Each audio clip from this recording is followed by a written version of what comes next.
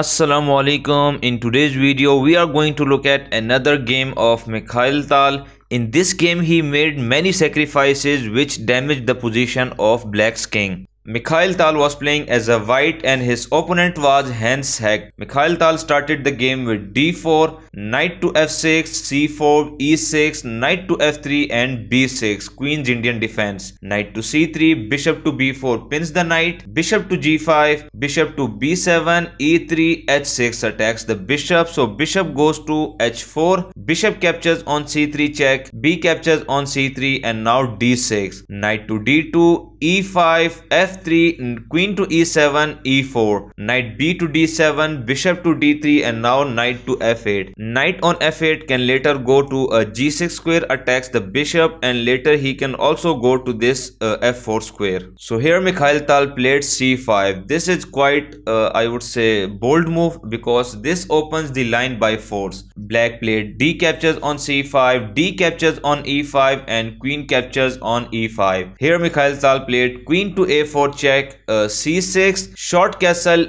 knight to g6 attacks the bishop, and Mikhail Tal played knight to c4 attacks the queen and also invites black to play b5 on the next move, forking this queen and this knight. So black queen goes to e6 and now Mikhail Tal shocked everyone again with the e5 move. e5 move again ignored the threat of knight captures on h4 but counter attack on this f6 knight. And the e5 move is forcing the black king to stay in the center, which we will see in some next moves. So now b5 attacks the queen and the knight at the same time, but Mikhail Tal shocked everyone by playing e captures on f6, giving away his queen. Black as usually accepts it.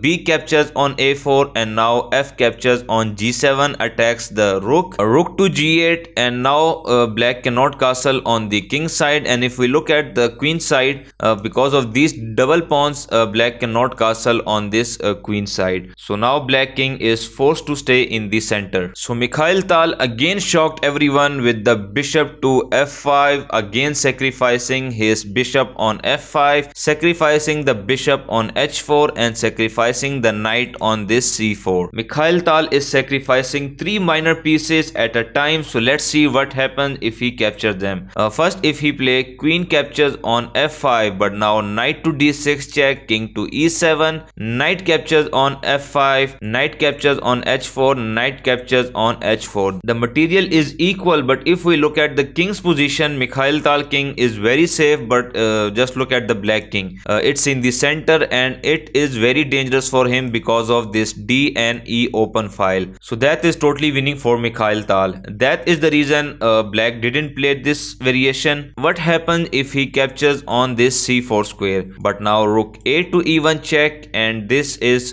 forcing the checkmate. So to stop this checkmate, black has to give up on his queen on this e6 square. So that's why black didn't either play queen captures on c4. Black played knight captures on h4. So bishop captures on e6, bishop to a6, pin this c4 knight with the rook. The main idea is to capture this knight on this c4 because it is insanely dangerous for black. Mikhail Tal played knight to d6 check, king to e7, and now Mikhail Tal bishop, knight and rook is hanging. So Mikhail Tal saves it by playing bishop to c4. So black played rook captures on g7 with tempo because of rook captures on g2 check. Mikhail Tal again ignored the threat of king captures on d6 and he played g3, which is a brilliant because it is stopping this dangerous threat of rook captures on g2. So now king captures on d6, bishop captures on a6 and knight to f5, rook a to b1, f6, rook f to d1 check, king goes to e7, rook to e1 check and king to d6, king to f2 and now c4, g6 attacks the knight. So knight goes to e7 and rook to b7 pins the knight, rook a to g8, and this unpin the knight because now this rook on g7 has the defender. If the knight on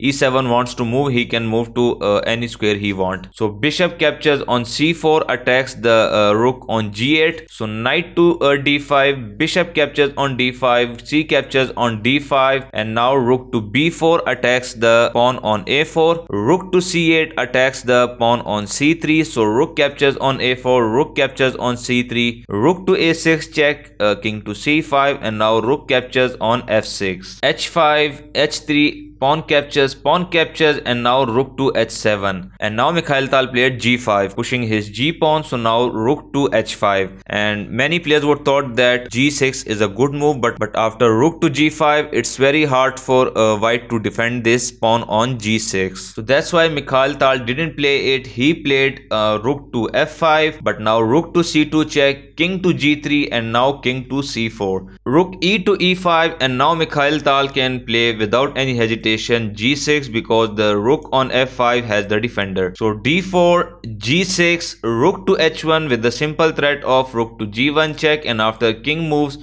we can play rook captures on g6. So Mikhail Tal first played rook to c5 check, king to d3, and now rook captures on c2. Mikhail Tal is winning in this position because of this pawn on g6. That's why he is exchanging the material. King captures on c2, and now king to f4, rook to g1, and after rook to g5, black resigned in this position because now it's impossible to stop this g6 pawn from promoting. But if we look at the game, game may have continued with the rook captures on g5, king captures on g5, and now d3, g7, d2, g8 is equal to queen, and d8 is equal to queen. But now Mikhail Tal can play this queen to b3 check, which is totally winning. Wherever your king go, queen captures, king captures, and now after f4, this position is totally winning for Mikhail Tal, and that is the reason why black resigned in this position. So I hope you like this brilliant game of Mikhail Tal, and if you like it, please like this video, subscribe to this channel to get more amazing and inspiring content.